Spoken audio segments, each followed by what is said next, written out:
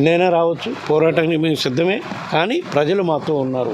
మేము చేసిన అభివృద్ధి కార్యక్రమాలు ఎవరు చేయలేదని కూడా మేము ఛాలెంజ్గా చెప్పగలుగుతున్నాం. వైఎస్ఆర్ ఆశయ సాధనకి నేనే సరైన నాయకురాలని, నా వెంట నడవాలంటే ఒక పిలుపునిచ్చింది. అది ప్రజలు నిర్ణయించాలండి. వైఎస్ఆర్ ఆశయ సాధన కోసం పెట్టిన పార్టీయే వైఎస్ఆర్ కాంగ్రెస్ పార్టీ. వైఎస్ఆర్ని కాంగ్రెస్ పార్టీ చేసిన ఘోరంగా ట్రీట్ చేసి ఆయన్ని షార్ట్షీట్లో ఆయన పేరు పెట్టారే, దానికోసం అదేవిధంగా రాజశేఖర రెడ్డి గారు కుమారుణ్ణి 16 నెలలు జైల్లో పెట్టారు. అది సేమ్ కాంగ్రెస్ పార్టీ గురించేనా నువ్వు మాట్లాడటం? ఈరోజు వైఎస్ రాజశేఖర రెడ్డి గారి పేరు షార్ట్షీట్లో పెట్టారని చెప్పి ఆ రోజు మన కుటుంబం కోసం 17 మంది ఎమ్మెల్యేలు రాజీనామా చేశారు. వాళ్ళకేం సమాధానం చెబుతావు నువ్వు? సేమ్ కాంగ్రెస్ పార్టీలో పోయి అడ్డగోలుగా ఈ రాష్ట్రాన్ని ఆంధ్రప్రదేశ్ కంబైన్డ్ స్టేట్ని మన మనోభావాలు దెబ్బతింటున్నా కూడా పట్టించుకోకుండా విడగొట్టిన సోనియా గాంధీ కాంగ్రెస్ పార్టీలోకి పోయా నువ్వు మాట్లాడేది?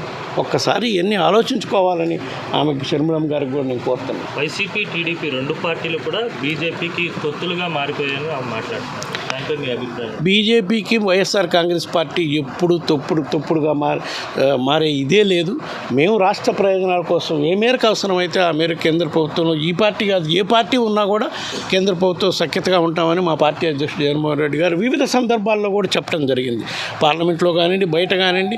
ఎందుకు మద్దతు ఇస్తున్నామంటే మన రాష్ట్ర ప్రయోజనాలు కాపాడుకోవడం కోసం. మనకి రాజధానికి సంబంధించిన ఇష్యూస్ ఉన్నాయి, ఇంకా అభివృద్ధి కార్యక్రమాలకు సంబంధించిన పోర్టుల అభివృద్ధి కార్యక్రమాలకు సంబంధించిన నిధులు తెచ్చుకోవాల్సిన అవసరం ఉంది.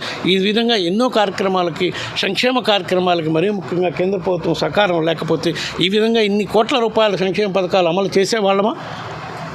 వీటి కోసమే మేము కాంప్రమైజ్ అయ్యాం. కానీ పార్టీ సిద్ధాంతాల కోసం రాష్ట్ర ప్రయోజనాలను ఎక్కడా తాకట్టు పెట్టలేదు మేము కానీ, మా పార్టీ అధ్యక్షుడు కానీ, మా ప్రభుత్వం కానీ. అట్ ది సేమ్ టైం రాష్ట్రాన్ని అప్పుల కుప్పగా మార్చారనే మాట కూడా మాట్లాడుతూ ఉన్నారు.